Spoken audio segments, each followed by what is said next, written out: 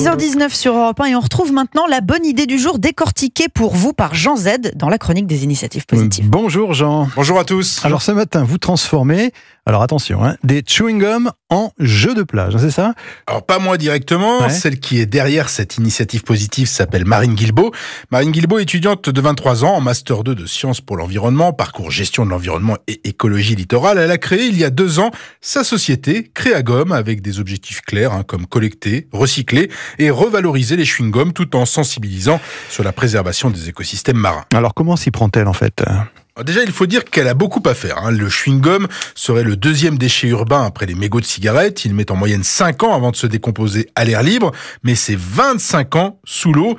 Les Français sont de gros consommateurs de chewing-gum, juste après les États-Unis, avec 500 grammes par an et par personne, même s'il faut préciser que cette consommation est en forte baisse depuis 2015. Alors, il n'est pas biodégradable, le chewing-gum. Il se décompose en microparticules et son nettoyage à l'aide de jets d'eau à haute pression coûte cher aux mairies. Marine Guilbault propose de transformer ce chewing-gum en moule en forme de tortue de mer de plage. Ces tortues de mer parfaites pour les jeux d'enfants sur le sable. Alors comment ce miracle est-il possible ? Eh bien tout simplement parce que dans le chewing-gum, on trouve un dérivé plastique issu du pétrole.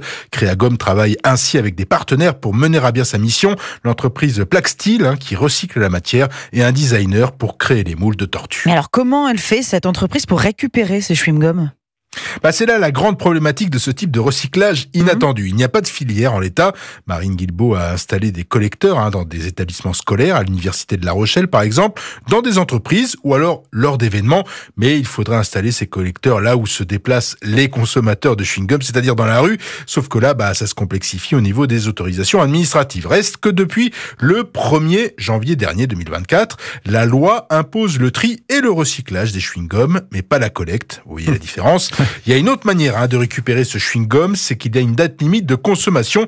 Alors Créagum noue ainsi des partenariats avec des distributeurs pour récupérer les stocks d'invendus. Et puis pour continuer l'aventure, Créagum a ouvert une cagnotte en ligne pour financer la fabrication du moule afin de produire la tortue de notre enfance. Merci Jean Z et à demain sur Europe 1 pour de nouvelles initiatives positives.